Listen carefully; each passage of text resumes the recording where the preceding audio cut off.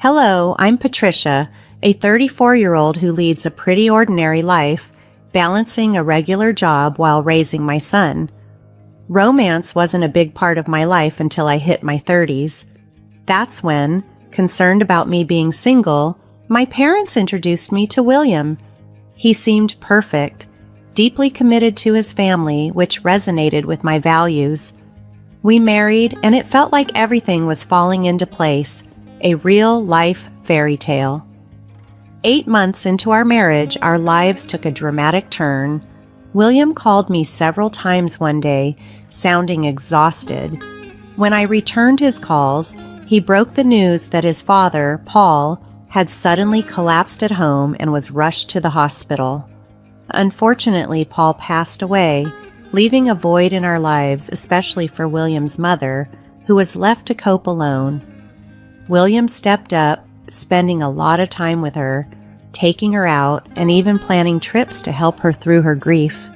The situation became complicated when I won a trip to the Hawaii through a contest. Instead of seeing it as a chance for us to get away and perhaps heal, William saw an opportunity. He threatened to divorce me unless I allowed him and his mother to go on the trip without me, leveraging the prize to ensure his mother's happiness. His mother seemed quite content with this arrangement, but I was left feeling manipulated and sidelined. Determined not to let them undermine me so easily, I decided to stand up for myself. I wasn't just going to accept their plan without a fight. The situation revealed a side of William that I hadn't anticipated, one that was willing to use emotional blackmail to get what he wanted. This realization was disheartening, but it also steeled my resolve to address the dynamics of our relationship and ensure my own happiness wasn't continually sacrificed. It wasn't that William completely neglected me, but whenever our plans seemed to clash with his commitments to his mother, he invariably chose her side. His typical responses were, "Sorry, Patricia, Mom needs me," or "We planned this with Mom a long time ago." Although I outwardly agreed, inside I was often seething with frustration. Why was it always me who had to bend? Wasn't William's mom being overly demanding?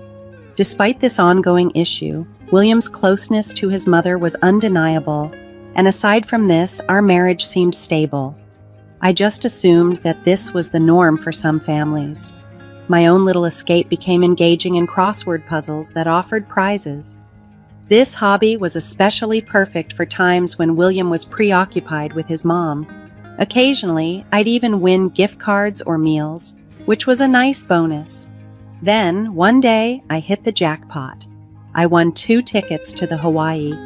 Thrilled, I double and triple checked the win before even thinking about making travel arrangements.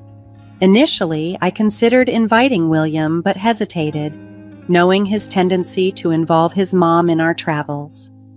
After some reflection, I decided the tickets would be a wonderful gift for my parents. On my way home, I stopped by their house to deliver the exciting news. Bursting with excitement, I announced, "Mom, guess what? I won tickets to Hawaii." Her eyes lit up with surprise and joy. "Wow, that's fantastic. You and William must be thrilled," she responded. I paused for a moment, then said, "Actually, I want you and Dad to have them." Mom looked genuinely astonished, yet touched by the gesture, unsure of what to say next. "Are you sure?" my mom asked, her voice tinged with surprise and delight when I told her about the tickets. "Absolutely," I replied. "William travels enough as it is. I want you and Dad to enjoy this opportunity." Mom's face lit up with joy, but I noticed a hint of concern on Dad's face. "What's wrong?" I asked, catching his worried expression. "Well, it's a busy time of year at the company. I'm not sure I can take time off right now," Dad explained, his tone apologetic. "That's unfortunate," I sighed, feeling a mix of disappointment and understanding. Then Dad brightened up with a suggestion. "Why not take Amy instead? It was your prize originally, right? You should go and have some quality time together," he proposed. Mom nodded in agreement, clearly excited by the idea. "That sounds wonderful." Feeling a renewed sense of excitement, I applied for leave the next day, which was quickly approved. I then called the airline to arrange for the tickets to be used by Amy and me. On my way home from work, I stopped at a bookstore and picked up a guidebook for Hawaii. It had been ages since Mom and I had traveled together, and I was genuinely looking forward to it. When I got home expecting the house to be empty, I was surprised to find the lights on. I had assumed William was still out, but instead of his shoes, I saw a familiar pair of women's shoes at the entrance. Puzzled, I walked in to find Kelly emerging from the living room. "Patricia, do you know what time it is?" she scolded as soon as she saw me. "Oh, Kelly, I didn't realize you were here," I replied, taken aback by her presence and tone. "It's not just about me being here. It's late, and William will be back soon," she continued, her voice carrying a note of reproach. "I'm sorry, I'll start on dinner right away," I apologized, rushing towards the kitchen. But Kelly didn't stop there. She launched into a critique of my absence, making it clear she expected more from me in managing the household. Her words stung, but they also reminded me of the ever-tightening boundaries in my life that I was increasingly determined to expand. Kelly questioned my commitment as a daughter-in-law with a heavy sigh, attributing my perceived lapses to my job. According to her, my priorities should place home significantly ahead of work. She often used her spare key to drop in unannounced, especially since she lived close by. Kelly clung to outdated views about the role of a daughter-in-law, expecting me to dedicate myself to serving William and his family without any objections. Her persistent critiques made it increasingly difficult for me to feel any warmth towards her. While I was unpacking groceries and starting to prepare dinner, Kelly's voice cut through the air with sudden urgency. "Wait, what's this, Patricia? Are you planning a trip to Hawaii?" She had stumbled upon the guidebook I had just purchased. "Kelly, why are you rummaging through my things?" I asked, frustration coloring my tone. "That's not the point. Why are you planning to go to Hawaii?" she demanded, her voice sharp. "I won a trip in a contest. I was planning to give it to my mom," I explained, trying to maintain my composure. "I haven't heard anything about this. Why should I?" Kelly snapped back, her demeanor confrontational. Our argument was abruptly cut off by William's arrival. Kelly wasted no time in informing him about her discovery, pointing at me accusingly.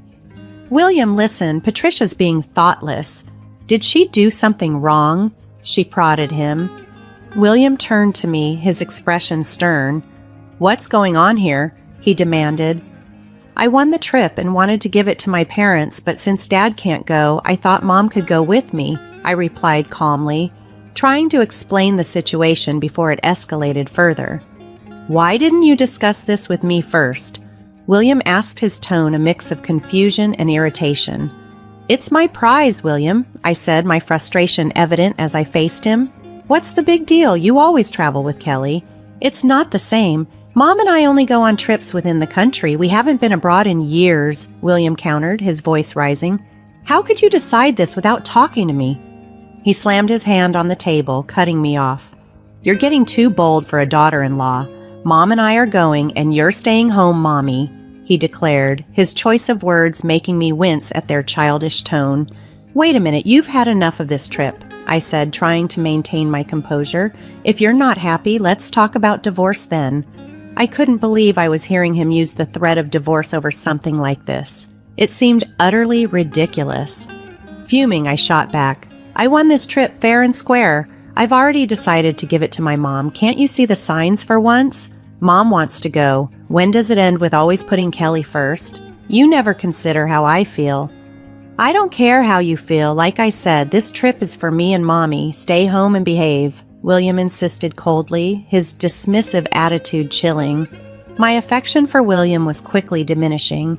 It was clear I ranked lower than Kelly in his priorities. I couldn't keep dealing with this ridiculous dynamic. I calmly told William, "Fine, do what you want and enjoy your trip. You should have listened in the first place." "Do what you want. William replied dismissively, a far cry from the caring person I once knew. Meanwhile, Kelly looked smug and victorious, reveling in the turn of events. Deciding I needed space, I resolved to leave the house while they were away on their trip. The distance would give me time to think and perhaps figure out a way forward from this deepening rift. I decided to let William and Kelly go ahead with the vacation plans. The next day, I called the airline to transfer the tickets to William and his mom. However, the conversation took an unexpected turn. The airline representative sounded concerned as they informed me, "I'm sorry, but once the participants are confirmed, we can't change them." "Is that so?" I asked, a wave of disappointment washing over me. "Yes, and this ticket requires the actual winner to be one of the travelers. So, if it's your husband and mother-in-law, the ticket won't be valid," the operator explained. "So if I don't go, the ticket is useless?" I clarified, seeking confirmation on the restriction. "Exactly. Please check the documents we sent you. They mention this condition," they advised. After reviewing the documents, it became clear that only the winner, which was me, could use the ticket, and it couldn't be transferred. I decided against telling William and Kelly immediately and instead made plans for them to travel at their own expense if they chose to do so. That evening, after returning from work, I casually brought up the topic of the Hawaii trip to gauge William's thoughts. "Hey, how about that trip?" I initiated. "Yeah, did you talk to the airline? Are Mommy and I all set to go?" William asked eagerly, his anticipation evident. "I did call them," I said, handing over the winning documents along with the tickets. "Here are the documents and the tickets." "I only need the tickets. I won't bother reading the documents," William replied dismissively. "But there might be important details in there, especially since it's an international trip," I suggested, hinting at the necessity of understanding the ticket conditions. "I don't think I need to. Mommy and I are just excited about the trip." William brushed off my suggestion, his focus solely on the upcoming vacation. As William skimmed over the necessity of reading the fine print, I felt a mix of frustration and resignation. It was clear that the details, which were crucial to the trip's feasibility, were being overlooked in the rush of excitement.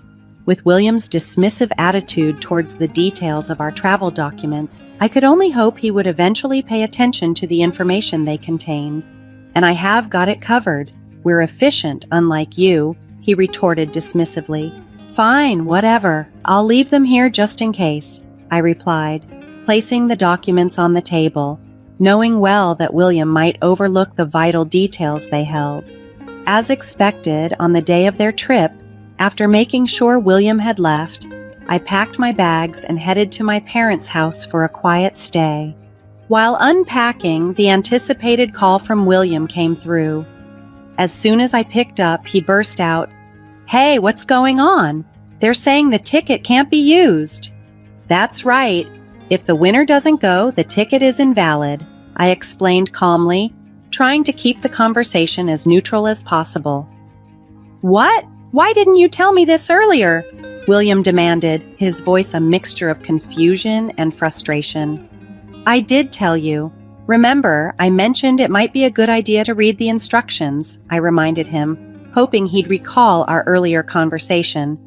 "You mean it was written in those documents you gave me?" William asked, his frustration evident. "Exactly. It's your fault for not reading. This is ridiculous," I replied, maintaining my composure despite his growing agitation. "So how are we supposed to get to Hawaii?" William asked, his tone getting more agitated by the minute. "Well, the operator did mention that if the winner doesn't go, you'd have to pay the full price," I replied matter-of-factly. Caught off guard by the situation, William sounded frantic, and I could hear Kelly's voice in the background, signaling their shared distress. "William, what did Patricia say?" Kelly demanded. "Mommy, if Patricia doesn't go, we have to pay for the trip," William started to explain, his voice tinged with disbelief before handing the phone to Kelly. "Let me talk to her," she insisted, ready to take over the conversation, presumably to find a way out of their predicament. "I can't deal with this anymore," Kelly demanded sharply. I decided to let them sort it out themselves and hung up without another word. It wasn't long before William called back. "Hello?" I answered, bracing myself for more drama. "What is it now? I'm busy," I said coldly, not in the mood for further complications. "It's not what is it," William sounded flustered. "I tried to buy the tickets, but the credit card isn't working," he explained. "Huh, I don't know anything about your card," I replied, genuinely puzzled. "It's not mine, it's your card," William clarified. "Oh, so you're saying you used my card without my permission?" I accused, my tone icy. "I just need to fix it now. When I checked my wallet this morning, my card was missing. I had a hunch and immediately froze it," I said, realizing why he was having issues. "I knew you stole it," William retorted angrily. "Are you kidding me? I was planning to shop with that card abroad. You're always messing things up," I fired back, my frustration mounting. "You freaking witch," William snapped, his voice harsh, showing no remorse for taking the trip or using my card without permission. Fed up with his selfish behavior, I coldly rebuked him. "A jerk. Who were you calling a witch after mocking others all the time? You should just go to hell," I exclaimed, my patience completely worn thin. "What? Who are you talking to like that?" William asked, sounding offended and taken aback. "Who do you think? Calling out for mommy is honestly creepy," I retorted, highlighting the oddness of his dependency. This entire situation had escalated beyond simple travel plans into a revealing insight into deeper issues in our relationship. If you love your mom so much, maybe you two should just stay together. I can't handle being married to a mama's boy. There's no value for us in staying together, I declared, my voice heavy with exasperation. "Hey, calm down. If you keep this up, we'll end up getting a divorce," William threatened, his tone sharp. "Fine by me. I was thinking the same thing," I retorted, my mind made up. "I've left the house and don't plan to come back. Enjoy your time abroad with your beloved mommy. Hope you both have a great trip," I added sarcastically before hanging up, feeling a mix of anger and relief. Furious, I ended the calls and immediately blocked William and his mother on all my devices. Then, I followed my dad's advice and went to a law firm to start the process of ending my marriage. When I reviewed our finances to divide our assets, I discovered our joint account was empty. William had withdrawn money multiple times, coinciding with his trips with his mom. It was clear he'd used our savings for their travels and had also used my credit card without my permission.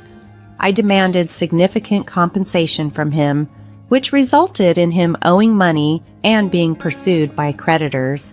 His once indulgent mother, who used to get whatever she wanted, now found herself in a strained relationship with William.